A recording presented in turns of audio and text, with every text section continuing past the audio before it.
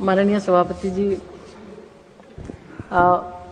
ये मानदेय से संबंधित है, इस प्रश्न से संबंधित नहीं है, लेकिन मैं माननीय सदस्य को ये बता देना चाहती हूँ कि जो लगभग 13,34,954 आंगनवाड़ी केंद्र अभी हमारे जो संचालित है, उस केंद्र में जो आंगनवाड़ी वर्कर, आंगनवाड़ी हेल्पर हैं, उनके लिए सरकार समय समय पर मानदेय में बढ़ोतरी करती है और उसके साथ साथ उन्हें अन्य सुविधाएं भी हम सब देते हैं। चूंकि ये हम सबको पता है कि ये आंगनवाड़ी कार्यकर्ता हमारे सबसे ग्रास रूट लेवल पर वो काम करती हैं और सिर्फ आंगनवाड़ी ही नहीं, राज्य सरकार की ओर से भी बहुत सारे काम उनको देते हैं।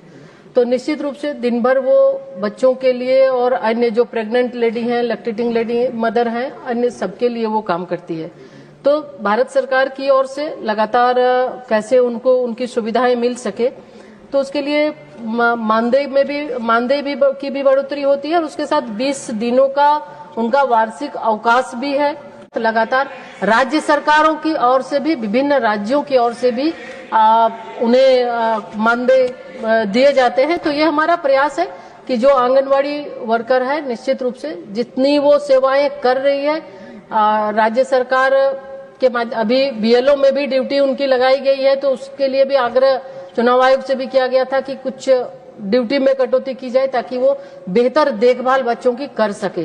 प्रधानमंत्री जीवन ज्योति बीमा योजना, प्रधानमंत्री सुरक्षा बीमा योजना के अंतर्गत भी बीमा कवर किया जाता है। आयुष्मान भारत प्रधानमंत्री जन आरोग्य योजना के माध्यम से भी लगभग 5 लाख की वार्षिक स्वास्थ्य कवरेज भी उन्हें दी जाती है।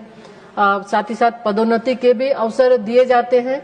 आंगनवाड़ी वर्कर से सुपरवाइजर, फिर सुपरवाइजर से सीडीपीओ, तो 50% तक का ये उन्हें दिया जाता है। जो आंगनवाड़ी कार्यकर्ता 50% पद, उसमें 5 वर्षों का जिसका अनुभव है उसमें भरा जाता है। तो इस तरह अलग अलग समय पे और निश्चित रूप से लगातार फिर हम जो अच्छे कार्य करते हैं उनको भी हम प्रोत्साहित करते हैं। 15 अगस्त 26 जनवरी में उन्हें भी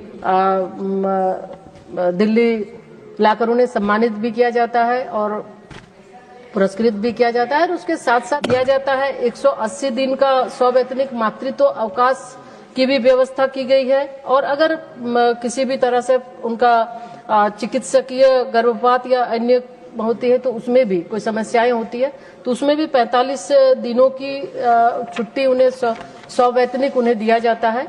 तो ये हमारा लक्ष्य है कि उन आंगनवाड़ी वर्कर जो ग्रास रूट पर है, बेहतर सुविधा उन्हें दी जा सके और इसको समय समय पर हम लोग करते हैं।